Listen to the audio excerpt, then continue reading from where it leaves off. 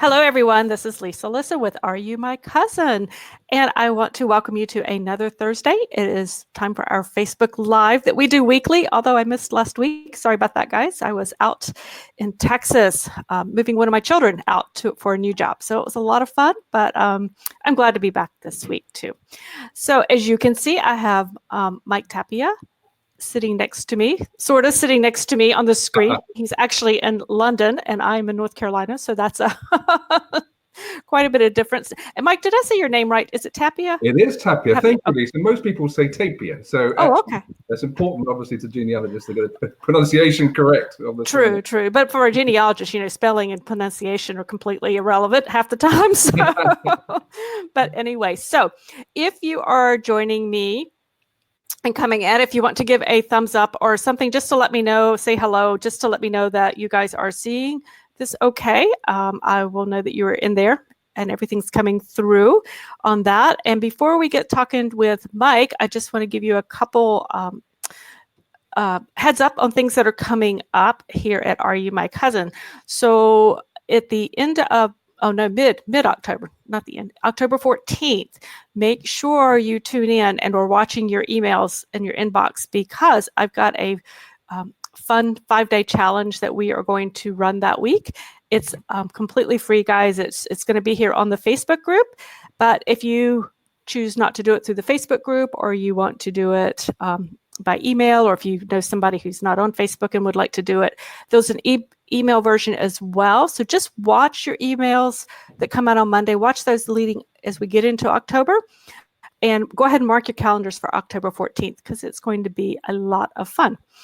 And then coming up on the 21st of October, I'm really excited, guys. My new ebook is coming out. It's sort of a new, it's it's about identifying unknown ancestors in photographs. So I've been telling you it's coming. I haven't even told you what it was about until today. So that is coming out then. It is actually a book that I wrote 4 or 5 years ago that I have completely redone and updated. So it is about 3 times as long as it used to be. And I am really excited to be able to start to share that with you at the end of October. So be sure and watch for that as well. Okay, now let's talk about oral histories, our personal histories with Mike Tapia today. Mike is the founder and owner of RecordaLife, which is a company that helps people preserve their own personal oral histories, whether it's grandparents. I'm thinking more, Mike, am I right? I'm thinking more kind of what I call current modern type of oral histories. Absolutely. It's those living, the parents and the grandparents and the aunts and the uncles, and as well as our own personal ones. Did I get that right? That's absolutely correct, Lisa. First of all, thank you for having me on your wonderful show. Oh, you're welcome. I've been enjoying watching previous episodes. That's absolutely correct. We specialize in contemporary history. So basically the life stories and the oral histories of people who are still with us. And often, you're absolutely right, often they're giving us gifts for people's parents or grandparents. So we capture the older generations. Oh, that's a great idea. I hadn't even thought about that. Right. Gifts are wonderful. All right. Well, let's talk a little bit about oral history. And guys, I didn't say this earlier, but if you have questions and want to ask me or ask Mike a question as we go along, feel free to put a comment in the comment section because those pop up in front of me and I can relay those and we can get your questions answered. All right, so let's talk about, you guys know, if you guys have listened to me at any point, you know I love oral history, and it's one of my soapboxes. I don't know if you have that term in England, Mike, but I get on my soapbox about oral history because I just think it is so important. And I know how I actually interview people and some of the tips I have, but I would love to hear some of your tips, Mike, and I expect they'd like to hear from you, somebody other than myself, on what are some of the basic tips that you recommend when it goes to trying to find somebody or to actually do that recording? Sure. I think I've probably got 3 basic tips, Lisa, and 1 little secret tip that I can give you. So the 3 is, yes, the first one is identifying that person. And usually people really know who they want the story from. It might be a parent or grandparents, and they've heard a few anecdotes over the years, over Thanksgiving, over dinner or Christmas Day. They've heard a few stories. or there's been hints of really interesting personal history which they haven't captured. So I think almost everybody has a clear view of, I really wish I had Mom's story because I know she did this during the war, for example. So the first is identifying that person. The second one is structuring your interview and your time with them, and that's really important. So we recommend I mean, basically our structure is fairly straightforward. When we do the interviews and then write the books, is we start with their birth. So, and in that we cover their parents and what their parents did and how they met. We then go into their childhood and what happened when they grew up. We then have a section, chapter in the book on family. So then we really find out, who the family members are. We go back with them as far as we can. And don't forget that if you're interviewing a grandparent today, someone in their 80s, they're going to remember back at least 2 generations. So you can go back 150 years in living memory, effectively. That's a really good point. I hadn't really thought about it in quantitative terms, but if you can go back that far, that's huge, and that's absolutely right there. A reason we need to be making sure we collect all that history. Yeah, no, absolutely.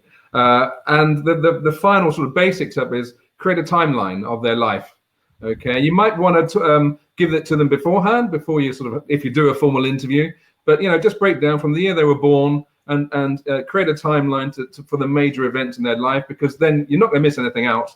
And you can also delve into a sort of deep dive into sections of their life that you really want to find out about.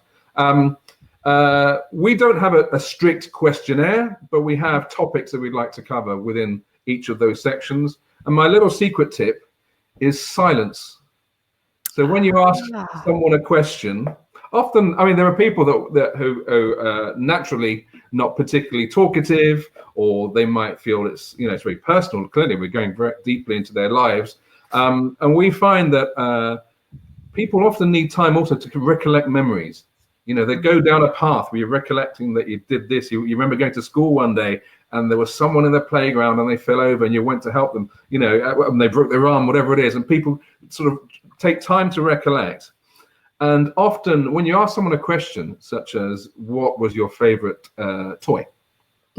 Then they need time to process that. But if they give you an answer, which was, I had a rocking horse, which was wonderful, but if you wait, and people don't like silence. We shouldn't do that when we're trying to, when we're on a show. But people don't like silence, so often they'll fill it in, and you get more detail. So that little secret tip when interviewing people, capturing their story, is just for the really important questions, or where you feel the gut feel says there's a bit more to what Auntie Agatha's saying about what happened. It just wait a little bit of silence, 15, 20 seconds max, and they'll probably start saying and go into more detail, and you'll find out a lot more. So there we are. That's a great tip. I hadn't thought about that. I'm such a chatty Kathy person that I talk all the time, but that's a really good question. How do you get around people? So I hear this from my own family members when I tried to interview, and I've heard this from other researchers. They're like, well, I asked grandma to tell me about such and such, and she's like, or tell me about her life. Nobody wants to hear that, and they just kind of get shut down. How do you get around that piece of the puzzle? No, that's a really good one, actually. We often hear people, often we'll do conferences or conventions, and people come to talk to us, or some just wander by, if we've got a stand at an exhibition, and they'll say, "Oh, I've led a really boring life. No one wants to hear about my life." Right. But then you basically just sort of seed it with a question, and it could be, depending on their age, it could be, where were you during the war, the Second World War? Or what did you do in the 60s? Or do you remember, a typical question, the Kennedy question, or where were you? But actually what that does is just seeds, and then they start recollecting, and then they give a little bit away, and they'll tell you something. And so they're building comfort. And so when you start building comfort, you ask, if you show interest, if you're interested in people's lives, they will talk about it. If you're genuinely interested, and we've got some wonderful people who interview, and if you're genuinely interested, then people will respond, and because everyone likes people to like them. Oh, sure. So genuine interest and some little seeding questions, and then you'll find that the flow begins. They get comfort. They trust you.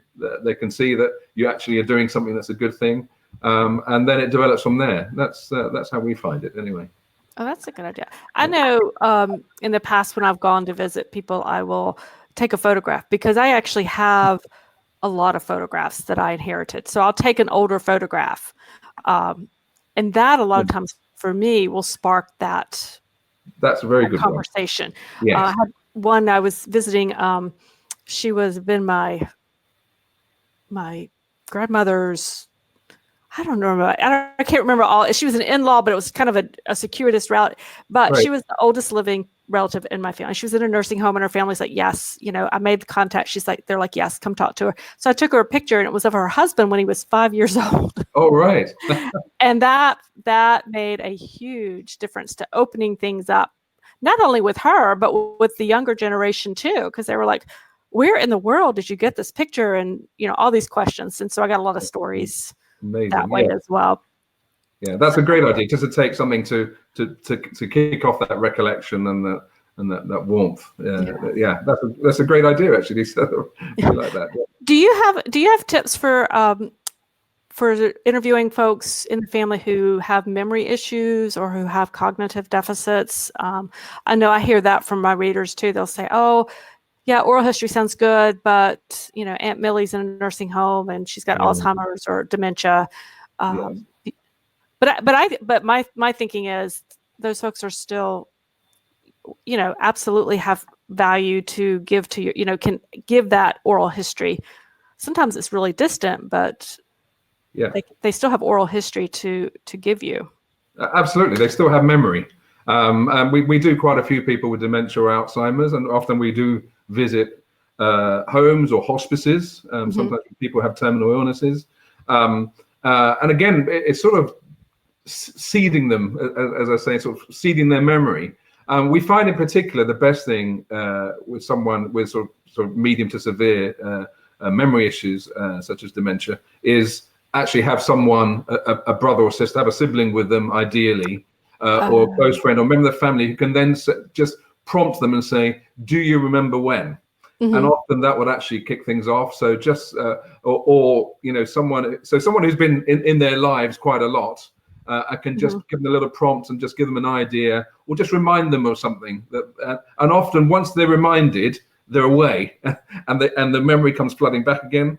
But typically they'll get to another topic and again forget.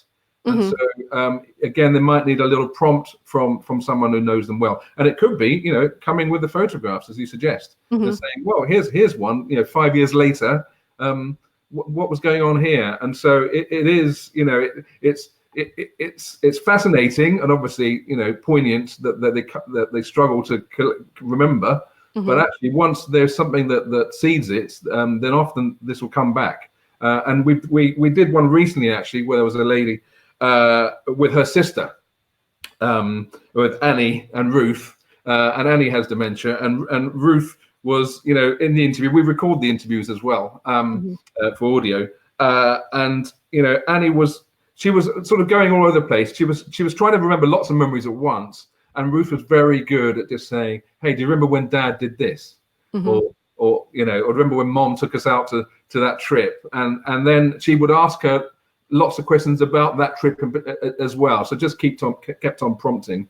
It does make it slightly more difficult for us to then create their book, because there's a lot more editing and rewriting and everything else. But it's fascinating. The other one, of course, is just patience, and you have to let people, just remember. Yeah, and I think one of the things I've noticed too, and I used to work in healthcare, so it's really to talk with the caregivers, whether they're at home or in a nursing home, and really find out what's the best time of day, because there's definitely a best time of day kind of thing, and really watch for the signs when someone's getting tired, because that's when you need to stop, just to keep it focused and that kind of thing. But a lot of times I do find myself just kind of more following the path of where they go as opposed to just asking questions.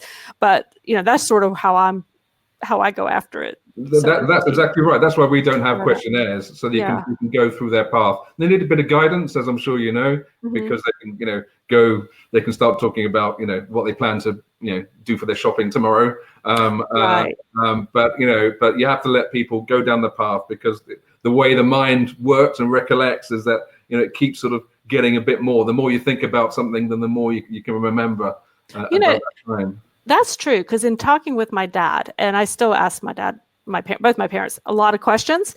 He's like, and of course I'm very blessed. I have the opportunity to talk with him frequently. And he'll go, it's usually 2 or 3 days later, he'll go, you really got me remembering things I hadn't thought about. And he'll come back with more memories. So if you get the opportunity, guys, and you can interview somebody on more than one occasion, go for it, because they start to remember and they start to get those ideas. I was interviewing my grandfather's sister, my aunt, one time, and I did have the occasion to interview her many times before she passed away. But we were talking and we were going through photographs, and she pulled out a photograph, and I'm like, well, who is this? He looks so much like, my great grandfather. And she goes, oh, well, that's so and so's son. I'm like, I didn't know he had a son. She goes, oh yeah, well, he was born out of wedlock. He was very readily. Everybody knew him. He was very readily accepted in the family. I mean, there was nothing hidden at all. But he had left as a young man and gone out of state to work, and so his story never made it down to my generation. And it was absolutely a well-known story throughout the entire family and the community. It was just one of those things that never trickled down far enough, and I would never have known to look for this person. So it was a real interesting. I was like, whoa, that was interesting to find that kind of thing. So you never know what you find in oral history. No, yes, indeed, and we've had several cases of things like that, where there's sort of lost family members that people didn't know about, or weren't recorded, don't appear in sort of the records or family trees, and even sort of other families, previous marriages with children that, again weren't known except by a few. So it's also very important. Another thing we do actually is we do redact if the author, the person we're interviewing, doesn't want everything in their book or their story, for example. It's very important that people understand what they tell us is their story, and that they control it. So when they get a draft of our books, for example, then we will remove stuff if they don't want it. It hardly ever happens, but it's an important part for them to know that they're in control as well of what's said about them. That's actually a really good point, because I think I've said this for years, when you research genealogy, and I think my readers probably know this too, you have to be prepared to find the fun stuff and the good stuff, but you have to be prepared to find the not so good stuff. And sometimes the really not so good stuff. There are stories in my family that have come to me through oral history that you will never see on my websites. You will never see me use an example, because they are hurtful to people who are currently still living. And there's no way I would ever share those. So those are the kinds of things I put I just have a special file for them. Paper file, not even digital. It's just tucked away, because there's some valuable information in that story, but it's not story that really needs to be known by the general populace kind of thing. Yeah. Because I never want to, cause anybody. That's why you don't ever see anything about living people. If I ever write about a living person or reference somebody, they've given me permission, because I'll never do that otherwise. Oh, yes. Very, very important. If I could just return to the point you make about splitting the interviews, that's exactly what we do. From our experience, you're quite right. Don't do everything in one day or in one sitting. Do it over several days, or maybe have a week in between sessions, because it gives people time to reflect and recollect. And often we find, someone that we interview and says, I wish I'd said that about my childhood, and they can do it in the following sessions. So you're absolutely right that people need time to recollect, and splitting the interviews over a period of time is the ideal. Yeah. That's a good thing. Yeah. Unfortunately, times I don't get but one shot at somebody's interview. I will tell you though, guys, if you are listening, a really good tip for that is I will actually write them a letter and tell them maybe a couple of things that I would like to discuss when I meet with them, or I'll send them a pretty card, or I'll send them a copy of a photograph that says, hey, look what I found. I'd love to hear the story behind this. before I get there. And that way they're already starting that thought process of, what's going on. So it's a great way, guys, if you are, know that you're only going to get to visit that family member one time or talk to them by phone one time. It's a great way to kind of prime the pump, so to speak, and get those stories flowing. Plus, they also, if they're meeting you for the first time, they realize that you really do want to know what's going on. They're not trying to, because Mike, you're with a company, without, if we're just kind of, when I call somebody out of the blue, they're just, I just want them to know that I'm not some crazy person. That's the fundamental thing. It's about trust and that personality. Yeah. So it absolutely builds some trust with that kind of thing. Yeah. So Mike, tell us a little bit about RecordaLife and, kind of what prompted you, your own story about what prompted you to start your company and tell the stories of the more modern generation. Sure, Lisa. Well, RecordaLife is effectively a memoir service. So we capture people's oral histories by interviewing them, as we're discussing, and then we rewrite the interviews, it's a ghostwrite, and then create their memoirs into books and audio CDs. Where that comes from is actually from my childhood, fundamentally. My mum died when I was a kid, and so I never really had her story. She was an immigrant from Spain into London, and there's quite a lot of we'd visit family in Spain, and I'd hear one or two things, but I never really got mum's story. Probably about 15 years ago, I came across some old cassette tapes in the garage with audio that I recorded when I was a kid, usually of radio shows or TV shows. But I was hoping to find a tape with my mum talking, just to hear her voice. And I didn't. I went through these tapes and I didn't hear that. But I thought, well, I really wish I'd had that. And actually, I want to do my dad and make sure I've got that, and I get dad's story.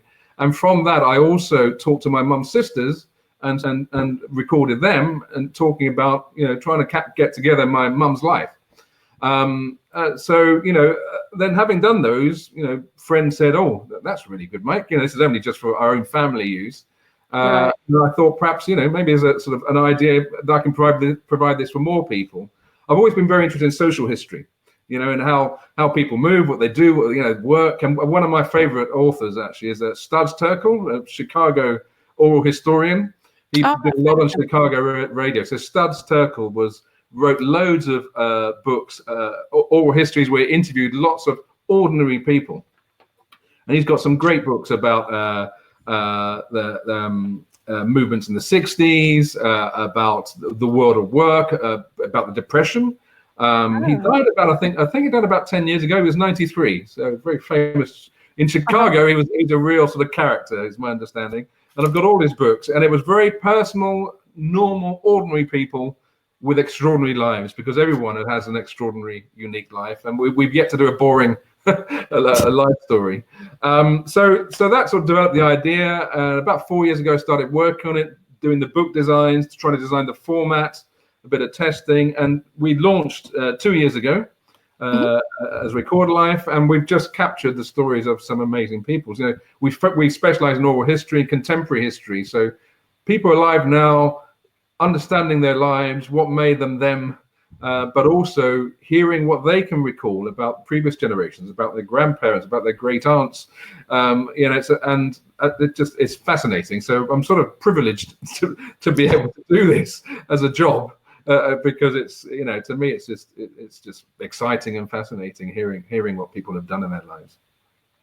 Oh, I'm with you. I love to hear what people did, or just the little interesting tidbits about somebody's life. One of the pieces of oral history somebody gave me about my great-great-grandmother is that she loved chewing gum, and she loved to share chewing gum with the grandchildren after she finished chewing it. Oh. Yeah, I was like, okay, I can't say I've really had chewing gum in any form since I heard that story, but that's amazing. Those are the fun things. An interesting one we're doing, actually, we're doing a posthumous oral history. We're actually doing the oral history of a chap called George Murray, who fought in both world wars in the last century. So it was very unusual. So he fought in the First World War with the Scots Highlanders, and in the Second World War. So he was the Battle of Loos in the First World War. He was at El Alamein in the Second World War. I mean, just extraordinary. But clearly he's not alive. So as well as archive, and you obviously know about all the research and military history, etc. His son, who's 86, has an extraordinary memory, and his memory of his father is just unbelievable, and what his father told him about stories through the war, etc. So we're actually able to create a life story of someone who's not with us from the memories of those who are. And that, that's I just find it, just very enjoyable and a privilege, as I say. Oh yeah, definitely. So we had a couple comments. So Jean, hello, Jean's from Michigan, and Julie just said she loves Studs Terkel. Used to listen to him on radio in Chicago. Yes, I have got to. I've never heard of him, so I will absolutely check him out. Yeah, no, he's amazing. There's a wonderful online archive of his radio show. All his radio shows are in an online archive. So if you just type in, I think it's the Studs Terkel Radio Archive, something like that. I'm sure you'll find it, and it's amazing. He interviewed a lot of famous people, but for me, what really made it amazing, made him amazing, was just his touch, his interest, deep interest in the ordinary people and their struggles through life. It's just absolutely fascinating. Yeah.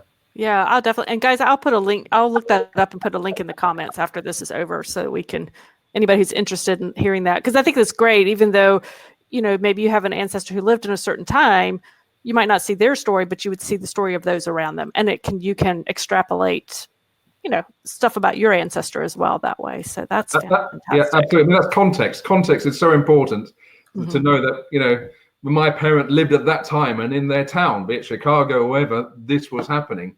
And that gives real context to their personal story. Yeah.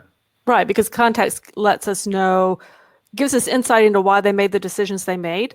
And from a researcher standpoint, that is crucial in being able to find the records or think about what records they might have created. So absolutely. Well, Mike. Yeah, so migration is a key one, isn't it? Yeah. Yes. Decisions to move, be it during the Depression, be it, during from Syria now, all those decisions are very important. So yeah, no, it's fascinating, and it's a real privilege doing what we do. Yes, I agree. And that's what we do, whether we're oral historians or genealogy researchers, we tell the stories. So anyway, well, thank you so much, Mike, for joining us. I was going to say this afternoon, but I guess it's this evening where you are. And we've gone truly international this week on our Facebook Live. So guys, I put the links in a link to RecordaLife in the comment section. And I have also a link to a post that Mike did a guest post on the Are You My Cousin website. So that's in there too. And when I'll get that Studs Terkel information and share that as well, because I think that'll be interesting. So thank you so much, Mike. I appreciate all your time and effort to come and talk to us today. Thank you very much, Lisa. I really appreciate it too. It's been really enjoyable chatting with you as well. And your viewers. Oh, wonderful. All right. Well, guys, that's it. I will if you are watching this on a replay, feel free to go ahead and leave comments if you'd like, because I do check back on those. Or if you have questions that you think about that you want to ask, feel free to ask. Mike or I can answer those for you. And I will talk to you again next week. All right. Bye, guys.